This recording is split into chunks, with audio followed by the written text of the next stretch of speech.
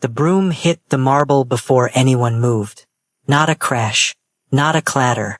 A crack, sharp and clean, like something finally breaking that had been holding on too long. Elian Beaumont did not cry out. He never did. He stood in the long corridor of the Valsieri estate, one hand pressed flat against the wall, the other wrapped tight around his own ribs. His sleeve had fallen back, and there it was, visible, undeniable, a bruise the color of a storm, deep violet fading into sickly yellow at the edges, running from his forearm all the way up past his elbow. His face told the rest of the story. Left cheekbone swollen, right eye barely open, a cut along his jawline that had dried but not healed. The chandelier above him was worth more than most people earned in a year. The floor beneath him cost more than some neighborhoods. And Elian stood in the middle of all that wealth, mute, bruised, and bleeding just slightly from his lip, holding himself together the only way he knew how, quietly. Then the front doors opened. All three of them walked in at the same time. Soren Valsieri moved first, loosening his tie, already speaking into his phone. Cassiel came in right behind him, jacket folded over his arm, eyes already scanning the room the way they always did, calculating, measuring, cataloging. Theron was last, the tallest of the three, unhurried, the kind of man who never needed to rush because the world had learned to wait for him. They were not supposed to be home until Friday. It was Tuesday. No announcement. No advanced security sweep. They had come back early from a meeting in the Northern District because Soren had ended the negotiation in under 40 minutes instead of 2 days. When Soren Valsieri decided something was done, it was done. And now they were here, in the corridor, looking at Elian. All three of them went completely still. Soren's phone call ended. He didn't hang up. The other person just stopped existing to him. Cassiel's jacket dropped from his arm and he didn't look down at it. Theron stopped walking mid-step. The silence in that hallway was the loudest thing Elian had ever heard. He tried to straighten, tried to pull his sleeve down. His fingers shook too hard to manage it. He reached for the broom instead. Some automatic, desperate instinct to look like he was fine, like he was working, like he was just a housekeeper who had tripped over a rug. That was the story. That was what he had already decided to say. Except he couldn't speak. He never could. Elian Beaumont was mute, had been since birth. His voice was not something that had been taken from him by violence. It was simply something he had never had. He communicated through a small tablet he carried everywhere, through hand gestures, through expressions that said more than most people managed with full sentences. But right now, with 3 pairs of eyes locked on him and his whole body betraying him, there were no expressions to offer. Just the bruises, just the blood, just the broom on the floor and the desperate attempt to bend down and pick it up like nothing was wrong. Theron crossed the distance between them in 4 steps. He didn't grab Elian, didn't pull at him or demand anything. He just lowered himself. This 6'2", 200-pound man who had brought entire syndicates to their knees, and he crouched in front of Elian like he was approaching something fragile, something worth being careful with.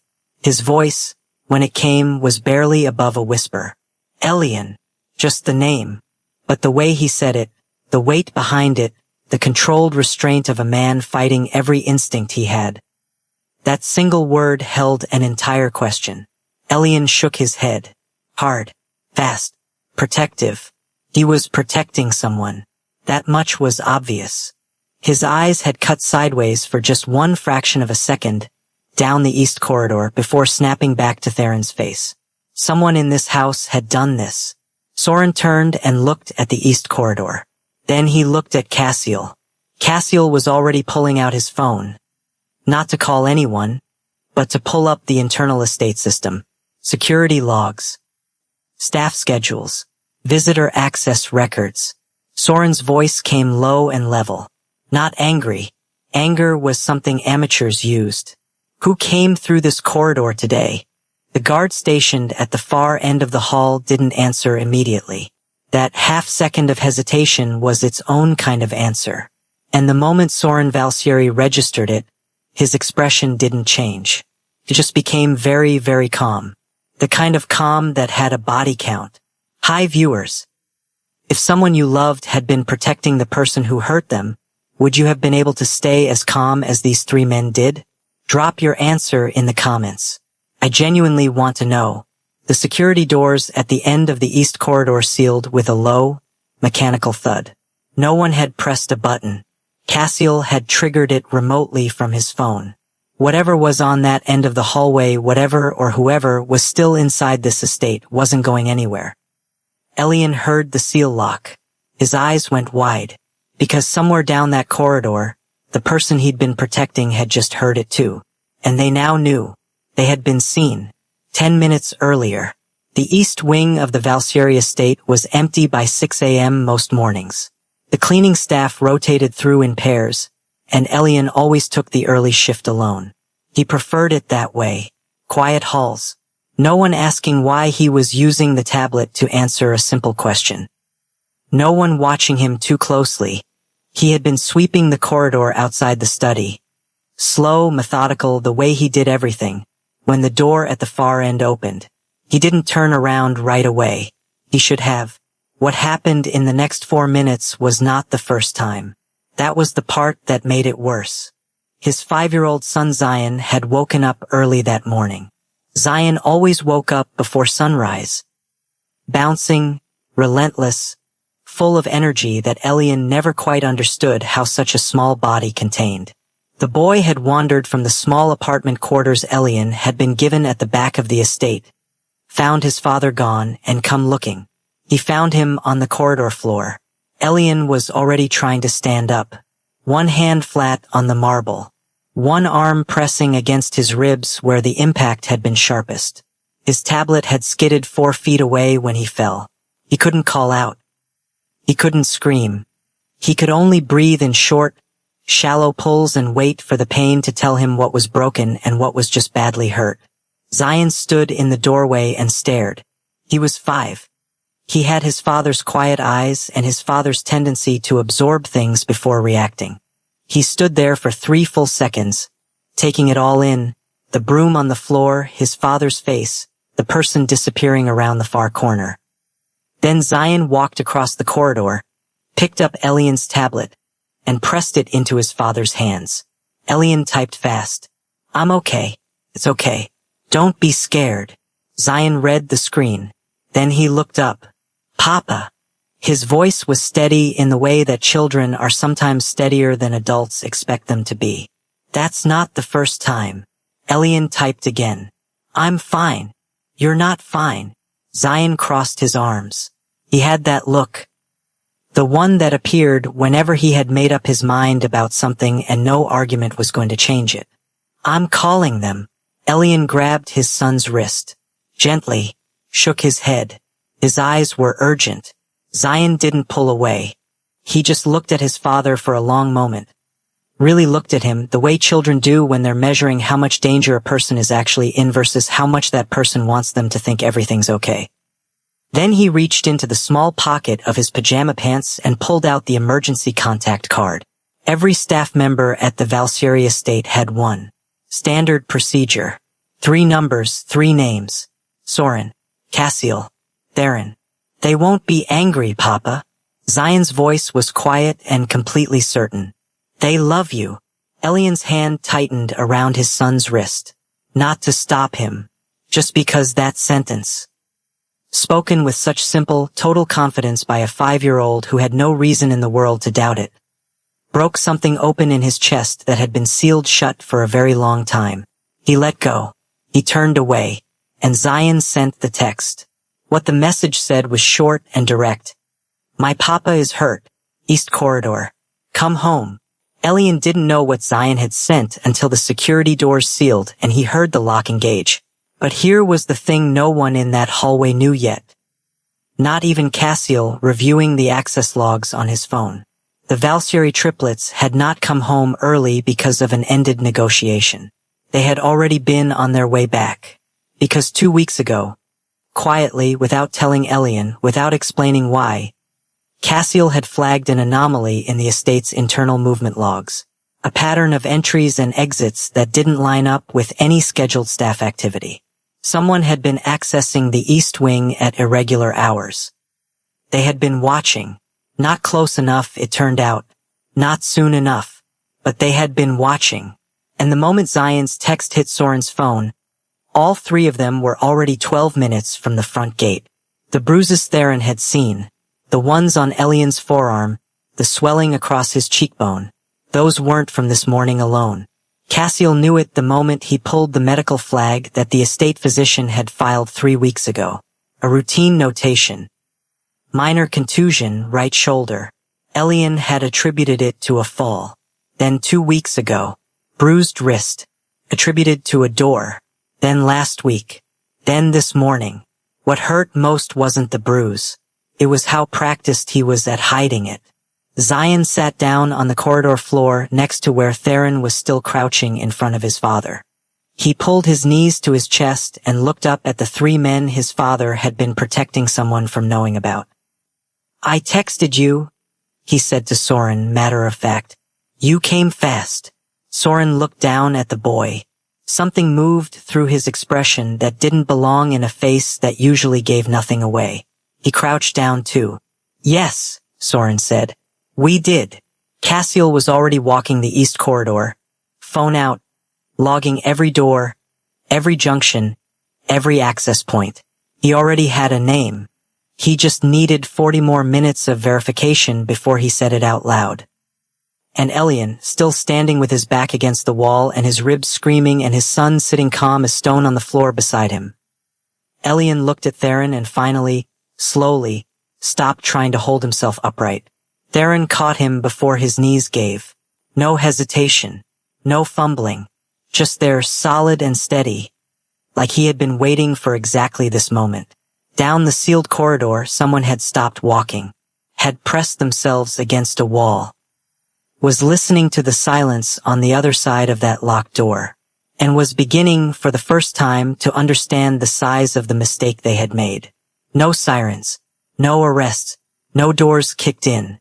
That was the first thing East Harbor noticed. Nothing happened. For 48 hours after Elian Beaumont was carried to the medical wing of the Valsieri estate, the city ran exactly as it always did. Markets opened. Traffic moved. Council meetings convened on schedule. Councilman Harrow Vane gave a press statement about Omega labor protections in the Eastern District, calm, polished, full of the kind of language that sounded principled without actually committing to anything. Nobody outside the estate walls knew what had happened inside them. That was intentional. Soren Valsieri had made exactly one decision in the first hour after coming home, and that decision was silence. Not the silence of men who didn't know what to do.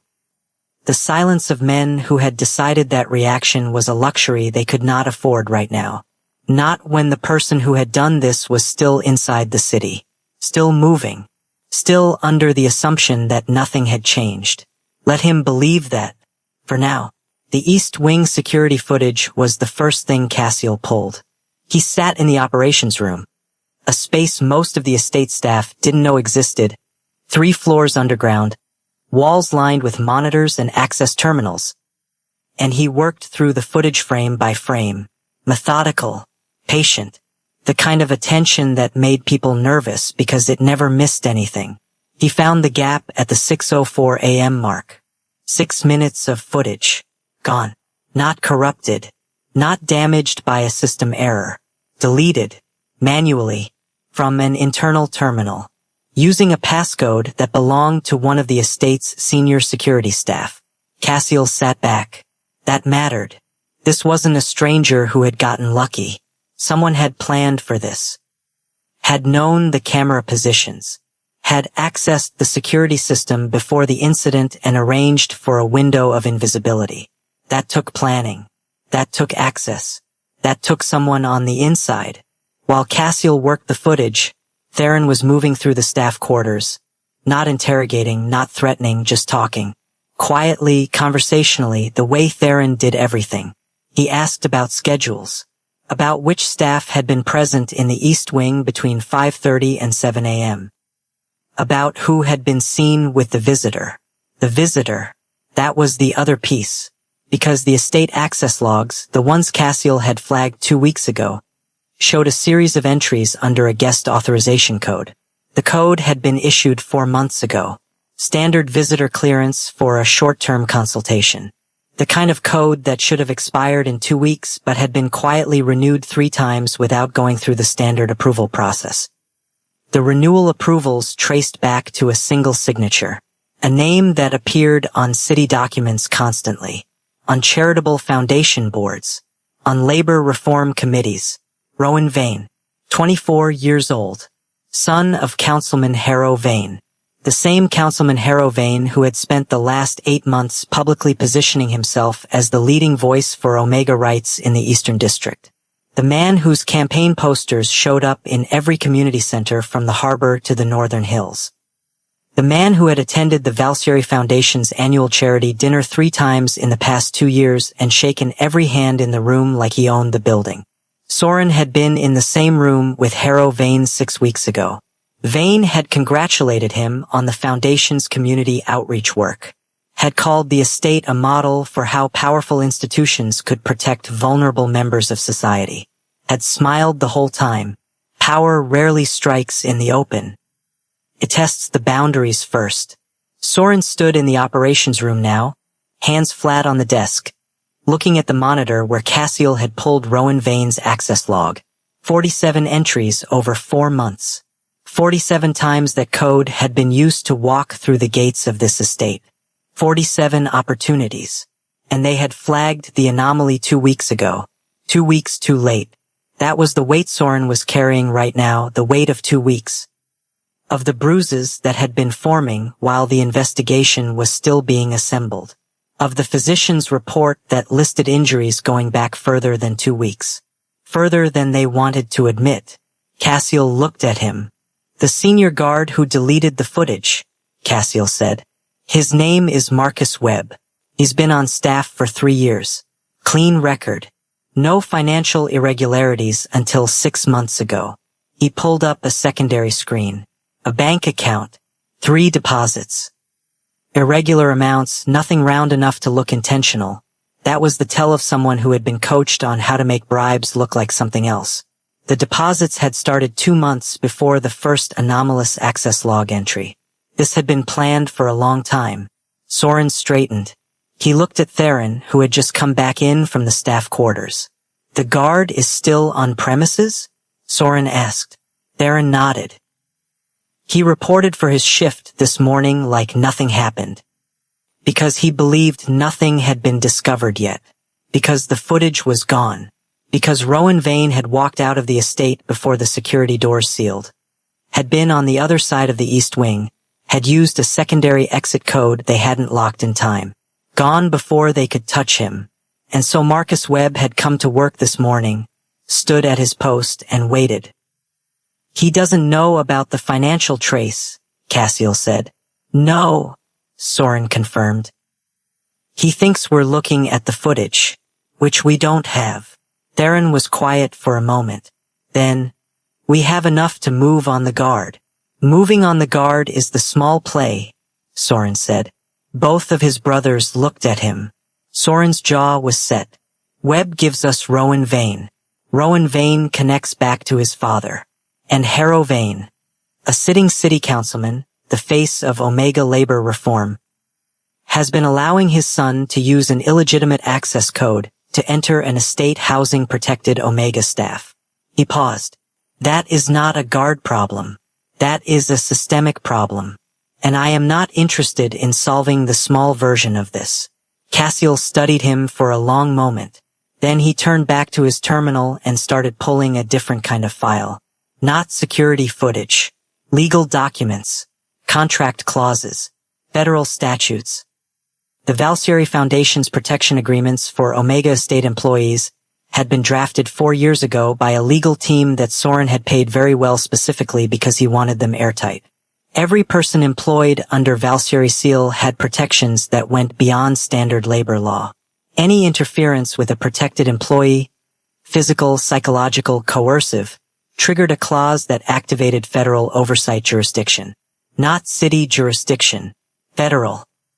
which meant Harrow Vane's city council position provided exactly zero protection. Cassiel looked up from the screen. The annual winter summit, he said. East Harbor Elite. Every major council member in attendance. Televised. Theron was already ahead of him. That's in 11 days. Soren didn't answer right away. He was looking at the monitor showing the east corridor. The hallway where Elian had been standing with the broom. The floor where the bruises had finally become impossible to hide. 11 days, Soren said quietly. He turned away from the screen. Set up the projection system. The estate's medical wing was 3 rooms. Most people on staff had never been inside it. It existed for emergencies, the kind that happened when powerful men lived powerful lives. It had everything a small hospital would have and none of the paperwork that hospitals required. Dr. Celestine Okafor had been the Valsieri estate physician for 11 years. She was 71 years old, 4 feet 11 inches tall, and had absolutely no patience for powerful men who thought their status exempted them from being told what they'd done wrong. She looked at Elian's chart. Then she looked at Soren. Fractured rib, she said. 3rd on the left. Internal bruising across the torso. Facial contusions consistent with repeated impact. Wrist strain. She set the chart down. Repeated? She repeated, in case the word hadn't landed hard enough. Soren said nothing. This did not happen this morning, Dr. Okafor continued. She tapped the chart. The wrist injury is 3 weeks old at minimum. The shoulder bruise I flagged was 5 weeks ago. I flagged it because I had concerns. Those concerns were noted in my report. They were, Cassiel said. And yet here we are. She folded her hands. I understand you are very busy men.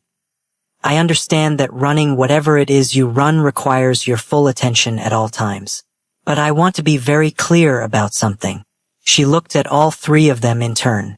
He is an Omega under your seal. What happens to him in this building happens under your roof. Under your name. I don't care what you do with that information. That's your business. But I need you to understand the weight of it. She held that silence for 2 full seconds. Then she stepped back and let them into the room. Elian was sitting up in the bed, Zion tucked against his side. Both of them quiet in that particular way of people who had learned to wait without expecting much. Elian had been given something for the pain. His color was better.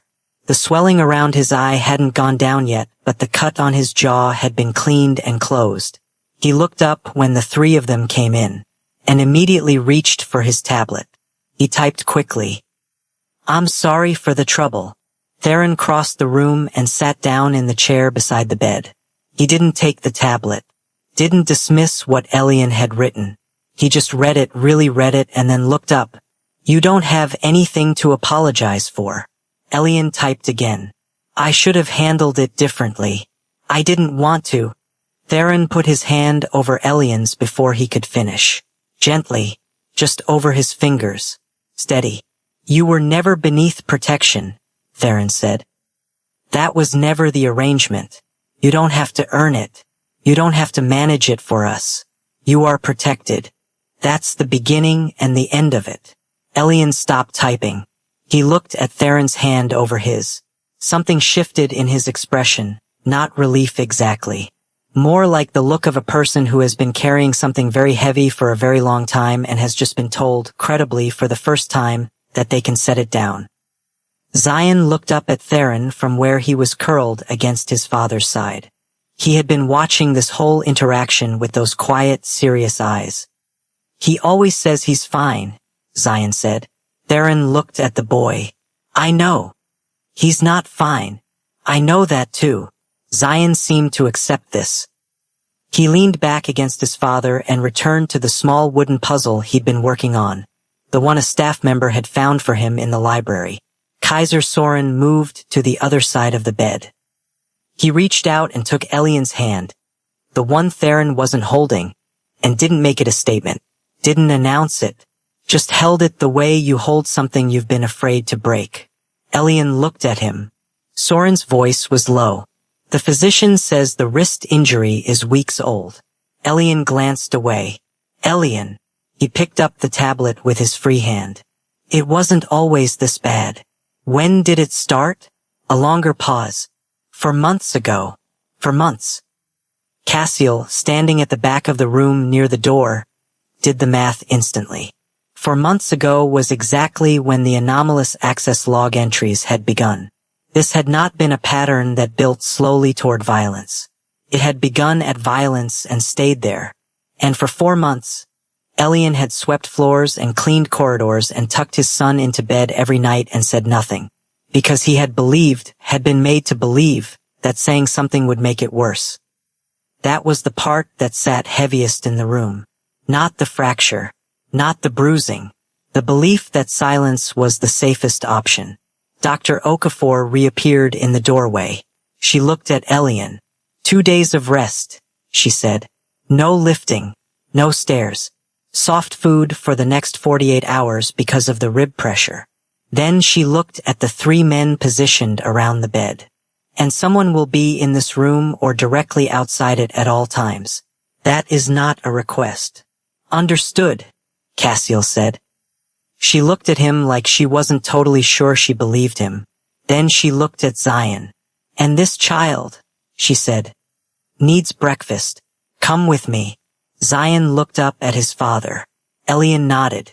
Zion slid off the bed carefully, pressing one small hand flat against his father's knee for just a moment before he hopped down and followed Dr. Okafor out of the room. The door closed behind them. In the quiet that followed, Elian looked at the 3 men still positioned around his bed. Theron to his left, Soren to his right, Cassiel near the door, and he typed a single sentence. He turned the tablet so they could all read it. How long have you known? Cassiel answered honestly. 2 weeks. Elian read that, held it, set the tablet down. And for the first time since the broom had cracked against the marble that morning, for the first time in 4 months, Elian Beaumont closed his eyes. Not in pain, not in fear. Just in the particular exhaustion of someone who had been waiting, without knowing it, for the moment when they no longer had to hold everything alone. Outside the medical wing, down 3 floors in the operations room, the financial trace on Marcus Webb had just linked to a second account. One that connected directly to a holding company. A holding company registered on paper to a charitable foundation. The Vane Family Foundation for Community Welfare. Cassiel's phone buzzed. He read the notification. He didn't go back into the room. He walked to the elevator and went downstairs. Because the picture was getting bigger. Much bigger than one guard. Much bigger than one councilman's son. Councilman Harrow Vane arrived at the Beaumont Hotel's charity reception on a Thursday evening wearing a charcoal suit that had been made for exactly this kind of event. Rooms full of money and cameras and people who needed to believe that the men leading them were worth following. He worked the room the way politicians learn to in their first year. Handshakes that lingered just long enough to feel personal. Eye contact held just long enough to feel sincere. He told 3 different people 3 different versions of the same story about his commitment to Omega labor reform. He accepted a glass of sparkling water and declined the champagne because he was making a point. He was good at this. He had been doing it for 22 years. He spotted the Valsieri triplets from across the room at approximately 7:40 p.m. All 3 of them present. That was unusual. The triplets rarely appeared together at public events. When they did, it meant the event was worth controlling. Vane made his way across the floor with exactly the right amount of deliberateness. Not rushing, not lingering, threading through conversations like a man who had somewhere to be but was never rude about it. He reached Soren first. Soren. A handshake. Firm, 2-pump, released cleanly. Good to see you out. I heard the Northern District meeting wrapped early. It did, Soren said. Efficient as always. Vane smiled. He turned to include Cassiel and Theron. All 3 of you. That's a rare thing. We had reason to be here, Cassiel said. Something in Cassiel's tone was flat. Not cold flat. The way a surface is flat when everything beneath it has been very carefully smoothed. Vane registered it. Not as a threat. As a texture. The kind of social irregularity that a skilled politician files away for later. Well, he said, I'm glad for it. I've been meaning to speak with you about the Omega Protection Bill working its way through committee. I think there's language in section 4 that would benefit from the Foundation's input. Theron was looking at him, not scanning the room, not checking his phone, looking directly at Vane the way a man looks at something he is deciding what to do with. Vane kept his smile. I'd love to set up a time, he said. My office has been trying to coordinate a breakfast with your legal team for. We're announcing a policy review summit, Soren said. Next Friday, East Harbor Convention Center. Full city council invited. Press access. Vane blinked. A summit. Reviewing estate labor contracts. Protection clause enforcement. Federal oversight protocols. Soren's voice was pleasant. Conversational. The voice of a man discussing lunch plans. We want the public record to be complete. Of course, Vane said. He kept his posture easy, kept his expression engaged. That sounds like exactly the kind of transparency East Harbor needs. I'd be honored to participate. We were counting on that, Soren said. He lifted his glass in a small toast. Vane matched it, and across the room, Cassiel turned and met Theron's eyes for exactly 1 second. That was all they needed.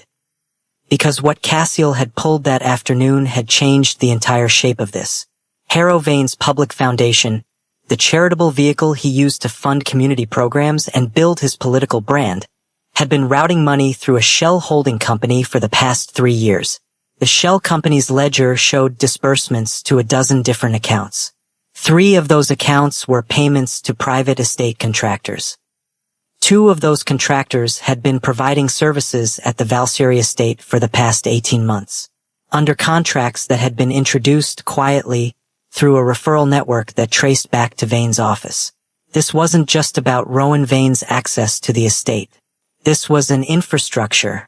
Someone had been building a slow, quiet, deliberate network of access points into Valseri-protected spaces for over a year, using the framework of labor reform and community contracts as cover. Using Omega staff as leverage. Elian hadn't been the only one. That was the thing the medical records had started to suggest. 3 other staff members had filed minor injury reports in the past 8 months. All of them attributed to accidents. All of them consistent with the same pattern Dr. Okafor had flagged in Elian's records. Cassiel had spent 3 hours that afternoon cross-referencing those reports against the access log entries. The correlation was not subtle. And yet no one had connected it, because each report was small, because the injuries were explained, because the staff Omega workers under contract had learned what Elian had learned. That silence was safer than speaking. The reception moved around them. Vane shook more hands, made more rounds. He stopped once near the bar to take a phone call. Brief, quiet, controlled. Whatever the call was about, it didn't break his composure. But 30 minutes later, when Vane was in the car on the way home, he called his son. Rowan answered on the second ring. The triplets are moving, Vane said. They're calling a summit. On the other end of the line, a pause. Is it about the estate? I don't know yet. Vane's voice was still steady. A man who had been in tight situations before. But I want the city council brief on the labor reform bill revised before Monday. All the language about estate oversight. I want it softened. I'll call the committee chair. Don't call. Go in person. Another pause. Dad. Rowan's voice dropped.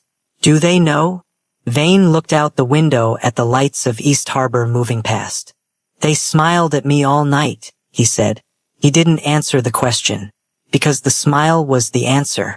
Soren Valseri did not smile at people he was about to forgive.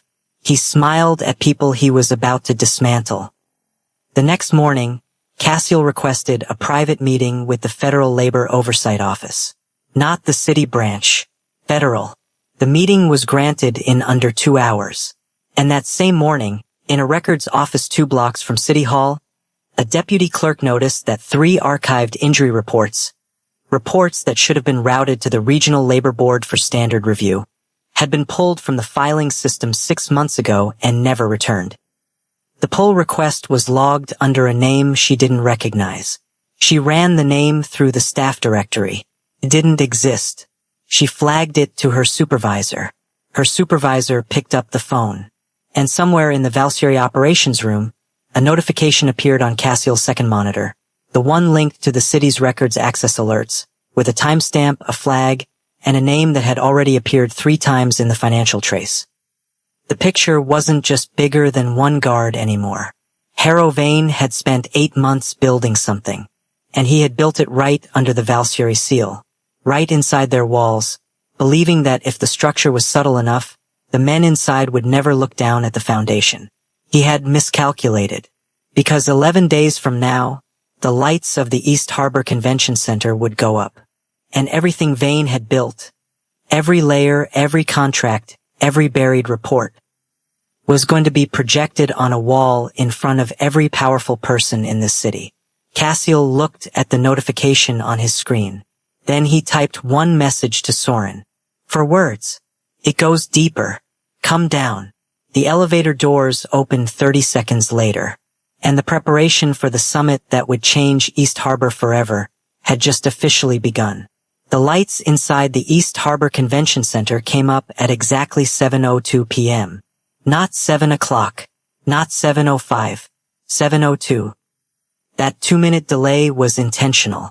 It let the room settle into its own noise, the clink of glasses, the low hum of political conversation, the particular energy of 500 people who believed they were attending a policy summit and not a reckoning. Every seat was filled. City council members, foundation directors, corporate partners, labor board officials, 2 federal oversight representatives who had flown in that morning and whose presence had not been announced on the public schedule, 12 members of the press, cameras positioned along the back wall, live feeds already running to 3 local news stations. Harrow Vane was in the 4th row. He had chosen that seat deliberately. Not the front, that would look too eager. Not the back, that would look like distance. The 4th row was the position of a man who was important enough to be near the front but confident enough not to need the first seat. He looked comfortable. He had spent 11 days looking comfortable. His son Rowan was not in attendance.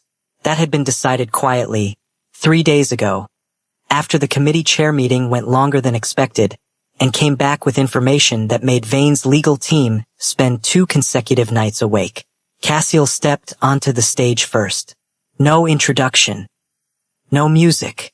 Just Cassiel Valsieri walking to the podium in a dark suit, setting down a single folder, and looking out at the room with the expression of a man who had already finished the conversation in his head and was now just delivering the conclusion. Thank you for coming, he said. This will take approximately 40 minutes. Behind him, the projection screens activated. Not a logo. Not a welcome slide. A document. The Valsieri Estate Labor Protection Agreement. Full text, all 12 pages, projected in large readable type across 3 screens spanning the width of the stage. The room went quiet. Cassiel turned to the first highlighted clause. Section 7, subsection C, he said. Physical interference with any Valsieri contracted Omega employee, direct, facilitated, or enabled through system access, constitutes a breach triggering mandatory federal review under the Eastern Labor Protection Act of 2019. He let that land. Then he moved on. 47 unauthorized access entries into the East Residential Corridor of Valsieri Estate.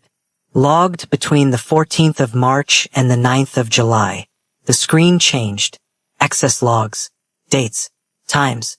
A single authorization code repeated across every entry. The authorization code was issued under a visitor pass registered to Rowan Vane, renewed 3 times without standard approval. Each renewal processed through an internal terminal using credentials belonging to Estate Security Officer Marcus Webb. He clicked to the next slide. Bank records. 3 deposits. The amounts were visible from the back of the room. Webb received payments totaling $46,000 across a 6-month period. The payments originated from a holding company, Eastgate Community Contractors, LLC. That company is a subsidiary of a larger financial structure registered under. He paused. Looked up from the folder. The Vane Family Foundation for Community Welfare. The room didn't erupt. Compressed. That particular silence that happens when 500 people process something at the same time and none of them want to be the first one to react. Vane's face didn't move. Not a twitch. Not a blink. The training of 22 years of public life holding him absolutely still. Cassiel clicked again. The screen split into 4 panels. Medical records, redacted for identity, showing injury patterns across 4 separate Omega staff members over an 8-month window. Dates, injury types, attribution notes, all attributed to accidents, all consistent with a single pattern. These records were filed correctly by our estate physician, Cassiel said. They were not acted upon because the connections were not visible until the access logs were cross-referenced. That cross-referencing happened 11 days ago. He looked up. We are presenting this publicly because the breach is not isolated. It is structural, and structures require public accountability. Theron stepped onto the stage. He had been standing offstage the entire time. In his hand was a single printed document, a federal complaint already filed, already stamped, already assigned a case number. He set it on the podium beside the folder. This was submitted to the Federal Labor Oversight Office 9 days ago, Theron said. It is now a matter of federal record. The case number is visible on the screen. The cameras along the back wall were very, very steady. Vane's legal counsel was already leaning over to whisper in his ear. Vane did not turn to respond. He was looking at the screen, at his family foundation's name, in large, readable type, on 3 screens, in front of every powerful person in East Harbor, and in front of 12 cameras that were already live. Soren walked to the podium last. He didn't look at Vane. He looked at the room. Power without protection, he said, is not leadership. It is access. And access, when it is used to harm the people under your care, under our care, is something this city does not get to file away as a labor dispute. He straightened. The federal investigation is active. The labor board has been formally notified. All parties named in the complaint have been served. He picked up his water glass. This summit is adjourned. He walked off stage. The room broke open behind him. And in the 4th row, Harrow Vane sat completely still, the most dangerous kind of still, as his 22 years of careful construction began publicly to come apart. The cameras were still rolling. And somewhere in the building, through a side door that led to a service corridor, a federal agent who had been waiting since 6:45 p.m. received a text message from the oversight office. 2 words. Proceed accordingly. He stood up. He straightened his jacket, and he walked toward the main hall. Vane resigned from the city council on a Monday morning. The statement was 3 paragraphs. Measured language. Words like stepping back to focus on family and full cooperation with ongoing reviews. He thanked the people of East Harbor. He mentioned his commitment to public service. He did not mention his son's name. The press covered it for 2 days. Then they moved on. East Harbor moved on the way cities do. Fast, loud, always something new to look at. By Wednesday, the story had shifted from Vane's resignation to the federal investigation scope. And by Friday, the Labor Board had announced a full audit of Omega contract protections across 12 private estates in the Eastern District. All 12. Not just Valsieri. 12. That was the part that most people missed in the noise of the resignation. The summit hadn't just exposed Vane. It had triggered a review of every comparable contract structure in the district. Every estate that had been operating under the assumption that private walls meant private rules. Marcus Webb was formally arrested on Thursday. The arraignment was brief. His attorney entered a not guilty plea. Bail was set high. He was out by Friday afternoon. The guard who had deleted the footage, The man who had stood at his post the morning after the assault and waited with the quiet certainty that nothing had been found, now had his name in federal court documents and a bail bondsman's phone in his pocket. At the Valsieri estate, the days after the summit moved with a different kind of energy. Quieter. Warmer. Elian had been moved from the medical wing into a full suite in the east residential section. Not the corridor wing, the main residence. Zion had a room 2 doors down from his father, with a window that looked out over the garden and a shelf that the groundskeeper had quietly filled with children's books between Tuesday and Wednesday without being asked to. Things like that kept happening. Small things.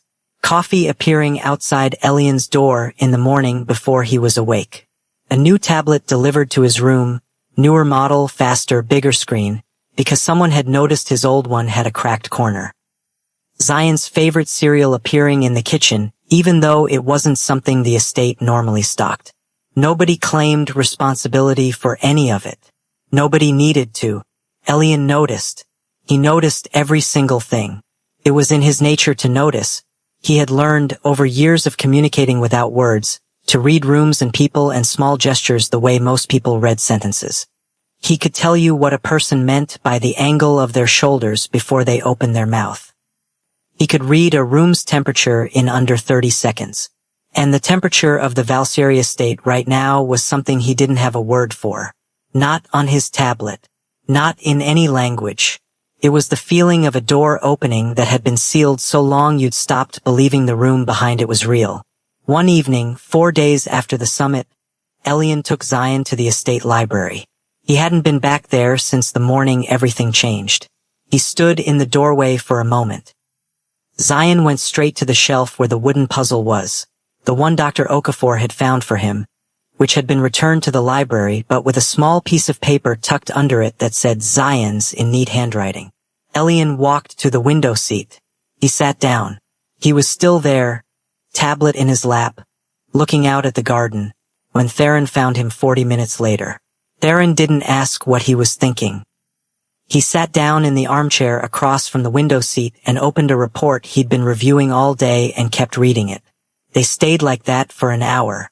No conversation. No questions. Just 2 people in the same room, in the same quiet, each doing exactly what they needed to do. And that, more than any of the small gestures, more than the coffee and the cereal and the books, was the thing that finally, fully, convinced Elian that something had changed. Because the men who had been keeping him safe hadn't needed to say a word. They just stayed. On the 6th day, Theron's personal phone buzzed during dinner. He read the message under the table, a habit that all 3 brothers had, reviewing communications without breaking the rhythm of whatever was happening around them. His expression didn't change, but Cassiel, who had been watching Theron's hand rather than his face, set down his fork. "What is it?" Cassiel asked. Theron put the phone face down on the table. He looked at Elian, then at Zion, who was eating with total concentration on a bowl of pasta he'd requested specifically. "Finish dinner," Theron said. He picked up the fork. He ate. He did not look at the phone again for 14 minutes. But after dinner, when Zion had been taken to his room by one of the staff and Elian had followed the hall back toward his suite, Theron pulled the phone out and set it on the kitchen island between himself and his brothers. The message was from the estate's external security contractor. 6 words. "Warehouse on 9th. Confirmed Valsieri LLC. Tonight." Then, 3 minutes later, a second message. "Fire. Controlled. No casualties. Intentional." Cassiel read it twice. Then he looked up. "Which warehouse?" Soren asked. "The one we acquired last quarter," Theron said. "Through the Eastgate network." That mattered.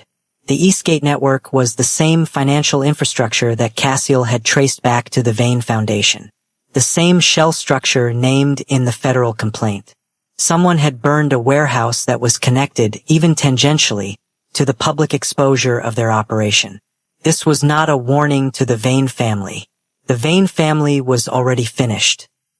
This was a warning to the Valsieri triplets. From someone who was not Harrow Vane.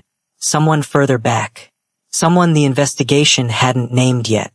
Soren folded his hands on the countertop. The federal case goes public next week, he said. Yes, Cassiel said. And someone decided they needed to remind us that they exist before it does. He looked at the message again. No casualties, he said more quietly. That mattered too. This wasn't destruction. It was communication. A message sent in the language of men who deal in consequences, careful enough to avoid fatalities, deliberate enough to ensure discovery, precisely targeted enough to say, we know exactly which assets are yours. Soren stood up. Don't tell Elian tonight, he said. He walked toward the operations room. Cassiel followed. And Theron stood in the kitchen alone for a moment, looking at the 6 words on his phone. Then he set it down and went to check that the locks on Elian's corridor were engaged. They were. He checked anyway. The financial audit ran for 19 days. What it found was not a trail. It was a map. Cassiel had suspected, after the warehouse fire, that Harrow Vane had been a layer, not the source. The Vane Foundation's money had come from somewhere. The shell company structure had been built by someone who understood financial architecture well enough to make it look like nothing from the outside while moving significant sums through the interior. That level of construction took expertise. The kind of expertise that didn't belong to a city councilman. On the 8th day of the audit, the federal financial forensics team working alongside Cassiel's private investigators identified a pattern in the transaction routing that matched a known methodology. They had seen it before, in 3 other cities, different networks, different names, different industries, same structure, same timing signatures, same technique for burying money inside legitimate charitable work. The name that came back, attached to the methodology traced through 2 offshore accounts and a Luxembourg-registered trust, was the Valkyrie Coalition for Regional Advancement. Not a well-known name, not a public-facing name, a name that existed primarily on documents that most people never read. But Cassiel recognized it, not because he had encountered it before, because of where it had been founded, 14 years ago. In the same year that the Eastern Omega Labor Protection Statutes had first been proposed in the state legislature. The same year that a vote that should have passed, a vote that would have extended full legal protection to every Omega worker in the state, had failed by 3 votes. 3 votes. And now, 14 years later, someone connected to that same financial methodology had been running a quiet, patient, infrastructure-level campaign to keep those protections weak. To keep Omega staff in privately managed estates operating in conditions that could be shaped, pressured, and exploited from the inside. That mattered. Pause on that, because this wasn't about Elian specifically. It never had been. Elian had been targeted because he was accessible, protected under a prestigious seal, and, in the calculation of whoever was running this, unlikely to be believed over the son of a well-connected councilman. He had been a test. A test of how far the network could reach inside Valkyrie walls without triggering a response. And when the response turned out to be a federal complaint and a public summit instead of a private negotiation, the network had burned a warehouse to let the triplets know. We are still here, and we are watching what you do next. The federal investigators requested a private briefing. Not a meeting. A briefing. That was the word the oversight lead used, and the distinction was not lost on Soren. Meetings were collaborative. Briefings were one direction. They had information they were not ready to share publicly. The briefing happened in a secure room at the federal building downtown. Soren and Cassiel attended. Theron stayed at the estate. The federal lead, a woman named Adiz Nwosu, 15 years in financial crimes, who spoke the way people speak when they have stopped being surprised by anything, laid out what they had. The coalition traced back to 4 major donors. All of them connected through different pathways to the same thing. The Omega Protection Reform Bill that was currently working its way through the state legislature. The bill that, if it passed, would extend mandatory legal oversight to every private estate in the state. The bill that would make what had been done to Elian, and to the other 4 staff members, and to workers in estates across the region, permanently and federally prosecutable. The bill had been gaining momentum for 3 years. And for 3 years, someone had been quietly funding a network of influence, access, and compromise designed to slow it, stall it, and ultimately kill it in committee before it ever reached a floor vote. Harrow Vane had been one piece, a useful piece, but not the top. How many people are we talking about? Soren asked. Adiz looked at him. The active network, she said, is 4 primary coordinators and approximately 31 peripheral contacts across 7 states. Soren absorbed that. And the warehouse fire? Consistent with a known pattern of intimidation used twice before in similar investigations. Neither previous instance resulted in escalation. She paused. They expected it to work. It didn't, Cassiel said. No, Adiz confirmed. Which is why we need the next phase of the federal case to move faster than they expect it to. She slid a document across the table. We need testimony, she said, from a protected Omega employee. First-person account of the conditions, the pattern of access, the specific incidents. She looked at Soren. Voluntarily given, not compelled. Voluntarily. Soren looked at the document. He thought about Elian in the medical wing.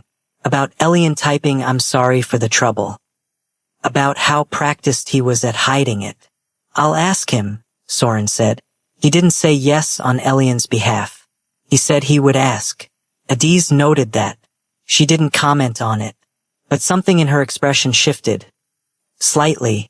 The way expressions shift when you encounter something you weren't expecting. Soren and Cassiel left the federal building at 4:17 p.m. On the drive back, Cassiel pulled up his phone and looked at the notification that had come through during the briefing. The estate's internal guard who had deleted the footage, not Marcus Webb, the guard above him in the chain of authorization, the one whose name had appeared in the records office poll 3 weeks ago, had been reported missing. Not arrested, not fled, missing, no car, no phone activity, no financial transactions, gone. Cassiel looked at the notification for a long time.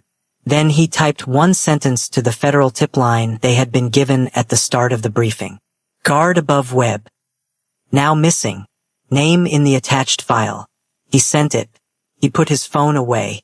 The car moved through East Harbor's late afternoon traffic. The city bright and ordinary and completely unaware of how many layers were shifting underneath the surface it was standing on. Cassiel looked out the window. Elian's going to say yes, he said. Soren looked at him. You don't know that. He's been saying yes for a long time, Cassiel said. He just hasn't been asked properly. Soren didn't respond. He looked out the opposite window. The city moved past them. And somewhere in the network, in whatever room the 4 primary coordinators gathered when they needed to decide their next move, someone was reviewing a report about how the Valkyrie summit had played out and trying to calculate whether the fire had bought enough time. It hadn't. The Valkyrie triplets didn't run on fear. They ran on structure. And the structure was already built. Elian sat in the garden for a long time before anyone came to find him. It was late October. The air had that particular chill that comes in off the harbor in the early evening. Not cold enough for a coat. Sharp enough to remind you that cold was coming. The garden lights had come on automatically at dusk. Zion was inside, asleep, finally tired after a day that had involved every book on his shelf and an unsuccessful attempt to teach himself chess using a set he'd found in the library. Elian had the tablet in his lap. He wasn't typing anything. He was just sitting in the garden in the lamplight, looking at the path that curved around the east side of the property toward the gate, thinking about the question Soren had asked him that afternoon. The federal testimony. Soren had asked carefully, had explained what it would involve, had been clear about what Elian would be walking into. The record, the exposure, the possibility that the coalition's remaining network might learn his name through the proceedings before the case was fully sealed. And then Soren had said something that had stayed with Elian all evening. Whatever you decide, nothing changes here. You stay. Zion stays. This is not a negotiation. I am asking because you have the right to be asked. That was the sentence. You have the right to be asked. Elian had spent 4 months in this estate. Longer than that in the labor system of the Eastern District, moving from one contract to the next with Zion tucked under one arm and a tablet under the other, learning which rooms were safe and which corridors to avoid and how to make himself small enough that the people who wanted to cause harm would decide he wasn't worth the energy. That was the calculation. Not escape. Not resistance. Just smallness. Be small enough, quiet enough, still enough, and sometimes they passed you by. Sometimes. And now 3 men were sitting inside that house, 3 men who ran the most feared syndicate on the eastern seaboard, and one of them had looked at him across a hospital bed and said, "You have the right to be asked." Elian heard the door open behind him. He didn't turn around. Footsteps on the stone path. Unhurried. Cassiel sat down on the bench beside him. He didn't speak. He folded his hands in his lap and looked at the garden the same way Elian was looking at the garden. Like a man who had nowhere else to be. After a few minutes, Elian picked up the tablet. He typed. He turned the screen toward Cassiel. "What happens to the other 4 staff members if I don't testify?" Cassiel read it. "The federal case proceeds regardless," he said. "The financial evidence is sufficient for prosecution. Your testimony strengthens it, makes it harder to appeal, makes it harder for the next 3 years of legal maneuvering to chip it apart." He looked at Elian. "But the case moves forward either way." Elian turned the tablet back. He typed again. "And if I do? Your account becomes part of the public record. It gets sealed during trial proceedings. But the substance, the pattern you experienced, the timeline, that becomes part of what the federal standard uses going forward. For every estate. For every contract." Elian looked at the garden. "Your voice," Cassiel said quietly, "even through the tablet, even written, counts." Elian was still for a long time. Then he typed one word. He turned the screen. "Yes." Cassiel looked at it. He nodded once. They sat in the garden for another 20 minutes without speaking. The lamplight moved slightly in the wind off the harbor. Inside, in the main sitting room, Soren and Theron had been waiting, not anxiously, just waiting. And when Cassiel came back inside and set his phone on the table, Soren looked up. "He said yes," Cassiel said. Theron leaned back in his chair. Something went out of his shoulders. Some tension he had been carrying since the morning the broom hit the marble floor. And for the first time in weeks, Theron Valsieri looked like a man who had put something down. Soren stood up. He walked to the window. He looked out at the garden where the lamplight was still visible. "We start the protection detail tomorrow," he said. "Full coverage. Until the testimony is complete and the network is sealed." "Agreed," Theron said. "And Zion." "Zion has had full coverage since the second day," Cassiel said. "He's been accompanied any time he leaves the estate grounds. He doesn't know it. The staff rotates so he doesn't notice." Soren absorbed that. He looked at Cassiel. "Since the second day?" Cassiel met his eyes. "He's a 5-year-old who sent a text message that changed the entire direction of a federal investigation," Cassiel said. "He's been protected since the second day." Something moved through Soren's expression. He turned back to the window. 3 days later, in the private chapel at the north end of the estate. A room that had not been used in years, that still smelled faintly of old wood and something that might have been candle smoke. The bonding ceremony happened. There was no announcement, no invitation list, no photographers, just Elian in a clean white shirt with his sleeve rolled down over a bruise that was now 2 weeks into healing. Faded, yellow at the edges, almost gone. Standing in the lamplight between 3 men who had been waiting, in their own different ways, for this moment for longer than any of them had said out loud. Zion stood beside his father holding his tablet. When the notary, a small, serious woman named Berenice Osei who had been practicing family and bond law for 30 years, asked Elian if he was choosing this freely, Zion typed the answer on the tablet before his father could reach for it. "Yes, he is." Berenice looked at the screen. Then she looked at Zion. "And who are you?" she asked. "Zion Beaumont," he said. "I'm the one who called them." Berenice pressed her lips together. It was not quite a smile, but it was close. The ceremony lasted 11 minutes. When it was done, Elian stood in the lamplight of the small chapel and held Theron's hand, the same hand that had caught him the morning the broom hit the floor, and he looked at the three men who were now, formally, legally, and in every way that counted, his family. And for the first time in as long as he could remember, he was not waiting for something to go wrong. He was just here, present, safe. Then Theron's phone buzzed. He didn't take it out. He had made a decision before walking into that chapel that for 11 minutes nothing outside these walls existed. But when they stepped out into the hallway, Zion already ahead of them demanding to know if there was cake. Theron looked at his phone. The federal lead, Adiz Nwosu. One message. Coalition network still active. New entity identified. Foreign linked. Moving on the reform bill in the next legislative session. We need to talk. Theron read it twice. He looked at Soren. Soren looked at Cassiel. Cassiel had already read his own matching notification. They stood in the hallway of their home. Their home, now Elian's home, now Zion's home, and the weight of what was still ahead settled over all three of them quietly. Not in fear. Not in retreat. In the particular calm of men who had already chosen their position and were not interested in moving from it. After cake, Soren said. Theron looked at him. Zion wants cake, Soren said. We'll talk after cake. And they walked down the hallway toward the kitchen where Zion was already loudly and enthusiastically making the case to three different staff members that the occasion absolutely required a chocolate layer. 8 months after the bonding ceremony, the Omega Protection Reform Bill passed the state legislature by 19 votes. Not 3, 19. The difference, the margin that had been impossible for 14 years, came from the federal case. From the public record.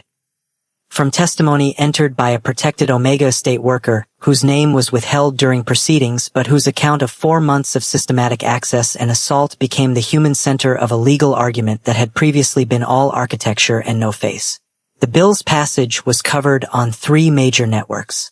It was not the top story. It was the third story. That also mattered. Because a bill that changes the structural protection of thousands of workers across a state becoming the third story. Not the headline, not the breaking news, just a thing that happened and was noted and was now law, meant it had become ordinary.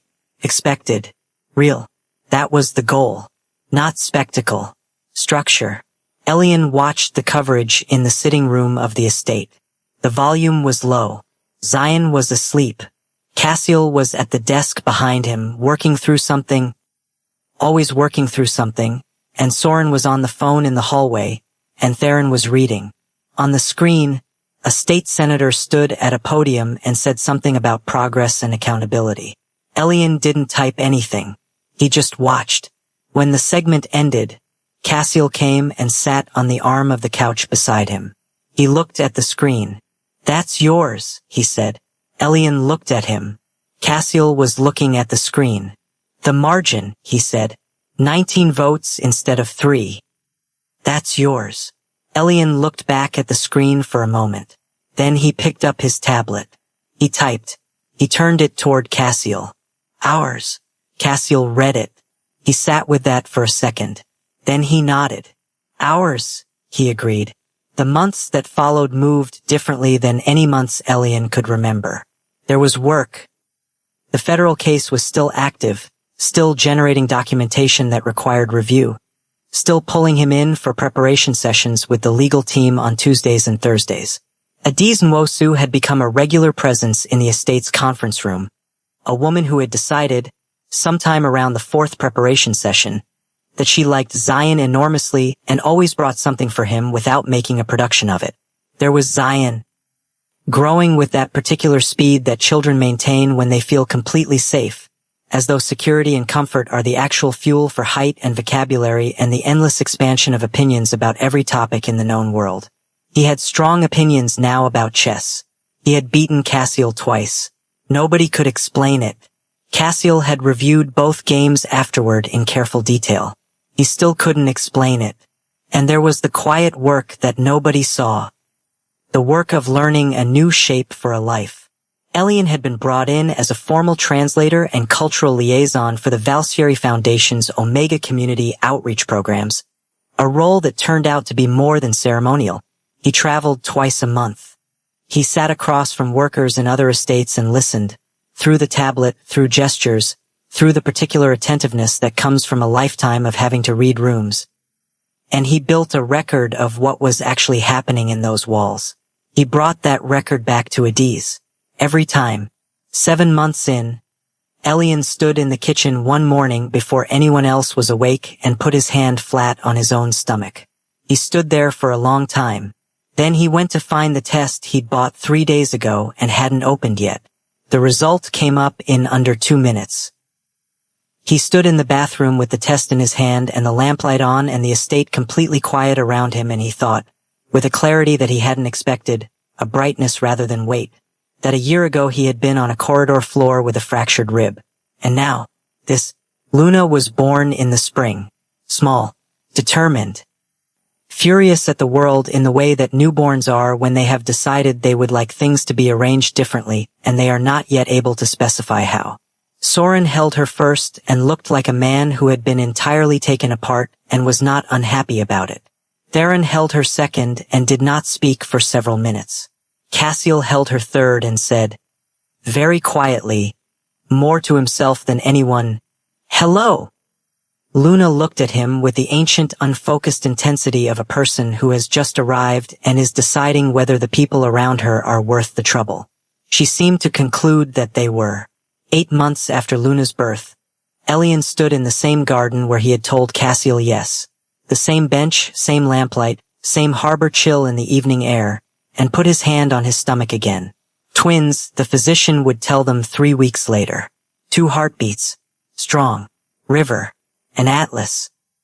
They arrived in the winter, loud and healthy and immediately disagreeing with each other. A dynamic that appeared to be fully formed within the first 48 hours and showed no signs of resolving. Theron said it was going to be interesting. Soren said he was going to need a larger operations room. Cassiel started a document titled Contingency Plans for Simultaneous Crises that everyone pretended not to find extremely funny. And Elian, sitting in the sitting room with River on one arm and Atlas on the other and Luna working very seriously on a tower of wooden blocks on the floor and Zion reading out loud to all of them from a book he had selected specifically because it was, in his words, very exciting and educational, looked at the door of the room where all 3 of his husbands had just walked in. Theron carrying coffee. Cassiel carrying a report he would probably not get to read until midnight. Soren carrying nothing because he had taken one look at the room and correctly determined that the next 40 minutes required both hands free. They looked at each other. Elian and the 3 men who had walked through the front door of an estate on a Tuesday morning and found a broom on the floor and a mute Omega holding his ribs, and had chosen, without hesitation, without calculation, to stay. Not to rescue, not to manage, to stay. Elian put the tablet down. He didn't need it for this. His expression said everything. And all 3 of them, Theron, Cassiel, Soren, crossed the room toward him. Outside the city, in a building whose address appeared on no public document, for people sat around a table with a single file open between them. The file contained a name. Not Elian's name. Not Vane's name. The Valsieri Foundation. One of the 4 people looked at the others. The reform bill passed, he said. Silence. The federal case is still active. More silence. They're not stopping. The 4th person at the table, who had not spoken yet, who had been looking at the file since it was opened, closed it. She looked up. Then we draft the next plan, she said. Her voice was completely level. We are patient people. She stood up. We built this in 14 years. We can rebuild in 7. She gathered her things. She walked to the door. She looked back. The Valsieri family, she said, has everything now. A bond.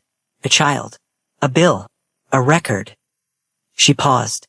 The more a person has to protect, the more afraid they are to lose it. She left. The file stayed on the table. Outside, the city lights spread across the harbor in every direction. Bright, ordinary, permanent looking. But somewhere beyond those lights, someone had already started drafting. And everything the Valsieri family had built, everything they loved, everything they had fought for had just been marked. Not with a name, with a plan. And the countdown had already begun. If the story moved you, if Elian's courage, Zion's loyalty, or the kind of love that shows up and stays hit you somewhere deep, drop a comment below and tell us which moment stayed with you the most. Was it the broom on the floor? Zion sending that text? Or the 11 minutes in the chapel? Your thoughts don't just stay here. They inspire the next person who needs to hear that protection is real and love doesn't have to be earned. Subscribe to this channel and turn on notifications so you never miss a story that reminds you what strength actually looks like. Share this with someone who needs to hear it today. Every comment, every share. That's how stories like this one reach the people who need them most. The next chapter of this world is coming. Don't miss it.